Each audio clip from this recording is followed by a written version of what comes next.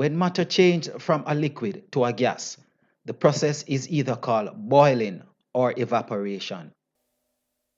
Welcome back. In this video, we take a look at the properties and arrangements of the particles in the gaseous phase. The particles in a gas are far apart and they move about randomly, colliding with each other.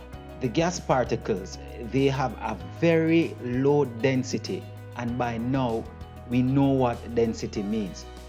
Because the gas particles are so far apart from each other, the forces of attraction between the gas molecules are very weak. The gas particles have no fixed shape and they take the shape of their containers, very similar to that of the liquid. The gas particles, they do not have a set volume. This means that the particles will spread around and adjust to its container. Unlike the two previous phases, the gas particles are highly compressible and their particles can be squeezed together. An example of a compressible gas is the carbon dioxide in the fire extinguisher. How does this work?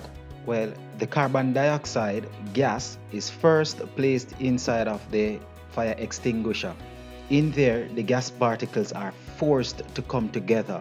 Once the gas particles start coming together, they will slow down.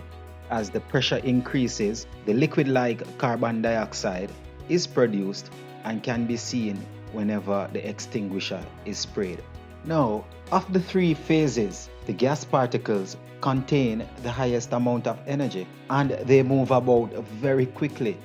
This is evident in smoke or the scent of a top designer perfume moving across the room. Here is how the particles in the gaseous phase are represented in this diagram.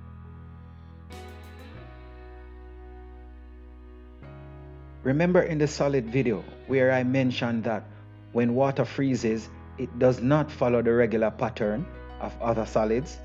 One general trend of a solid is that once it is placed in water, it will sink. But for ice, it's the opposite. Ice actually floats on water. That is why you can enjoy a cool drink of your favorite beverage. But how does that happen? When water freezes, it loses energy as the temperature is lowered. Get it? It's going back to potential energy, not moving, right? However, the particles in ice arrange themselves and spread out.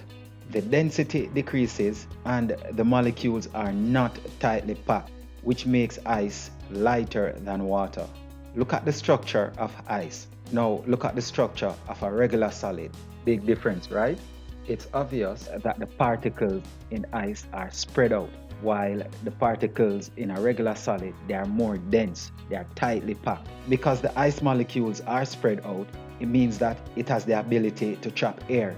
And earlier I said that once an object has the ability to trap air, it will float. So these are the reasons why ice floats on water and in other liquids, or why the ice sheets are formed on top of lakes and rivers. Please note that this phenomenon is only observed in solid ice. The irregular pattern and disorder observed in ice is due to hydrogen bonding, but that is beyond the scope of this level and is therefore omitted. Thank you for watching. See you soon.